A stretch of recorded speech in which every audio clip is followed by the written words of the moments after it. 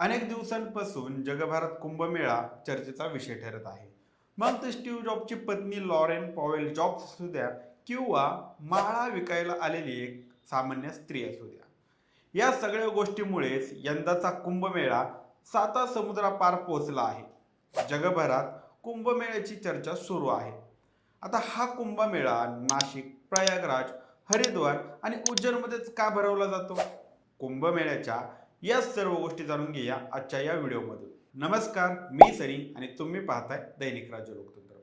कुंभमेळा म्हणजे ठराविक आवर्तन काळानुसार पवित्र नद्यांच्या तीर्थक्षेत्री भरणारा हिंदू भाविकांचा मेळा आहे. आता महाकुंभमेळा हा तब्बल 144 वर्षांनी प्रयागराज येथे भरतो.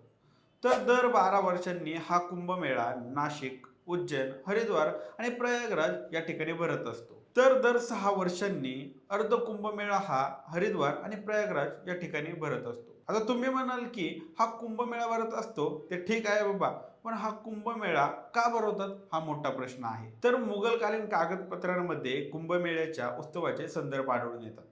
खुलासातून तो उल्लेखन असल्याचे इतिहासाचे अभ्यासक नोंदवतात. पण याविषयी सर्वच अभ्यासक एकमत नोंदवतात असं नाही. त्यांच्यात देखील मतभेद आहेत. आता समजून घेऊया की नेमका हा कुंभमेळा या चारच ठिकाणी का भरवला जातो. तर पुराणातील एक कथेनुसार असं सांगितलं जातं की समुद्र मंथनातून मिळालेल्या अमृतासाठी देव आणि दानवांमध्ये युद्ध झालं होतं. या युद्धावेळी अमृत कलशातून अमृताचे काही थेंब हरिद्वार, उज्जैन, प्रयागराज आणि नाशिक या ठिकाणी पडले होते. त्यामुळे या चार शहरांना धार्मिक महत्त्व आहे.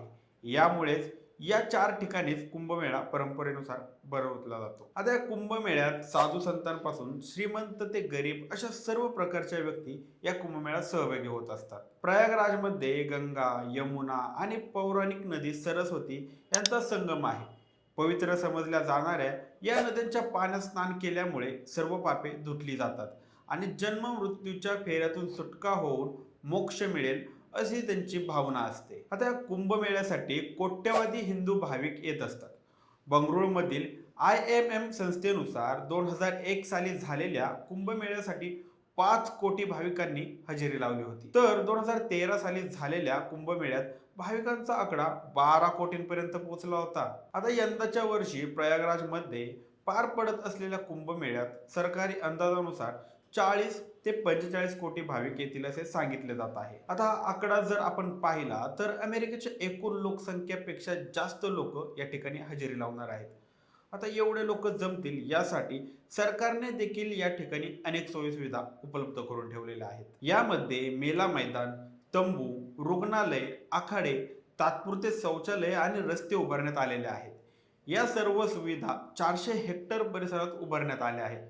त्यात गेल्या कुंभमेळ्याच्या तुलनेत हा परिसर दुप्पट करण्यात आलेला आहे. हजारो धार्मिक संस्थांना या ठिकाणी जागा उपलब्ध करून दिली जाते.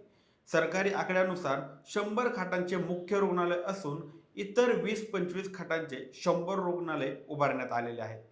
मेळ्याच्या गर्दीत अनेक लोक हरवतील यासाठी खास खोया पाया विभागाची स्थापना देखील करण्यात आलेली आहे. आता कुंभमेळ्यासाठी या सगळ्या गोष्टी, सोयी, सुविधा प्रत्येक कुंभमेळ्यात अशाच प्रकारे उभारल्या जातात.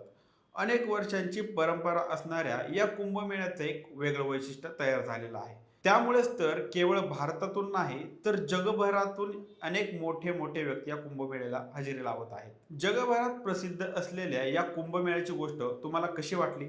आम्हाला कमेंट करून नक्की कळवा आणि जर दैनिक राज्य लोकतंत्र चॅनलवर नवीन असाल तर चॅनलला सबस्क्राईब करायला विसरू नका. धन्यवाद.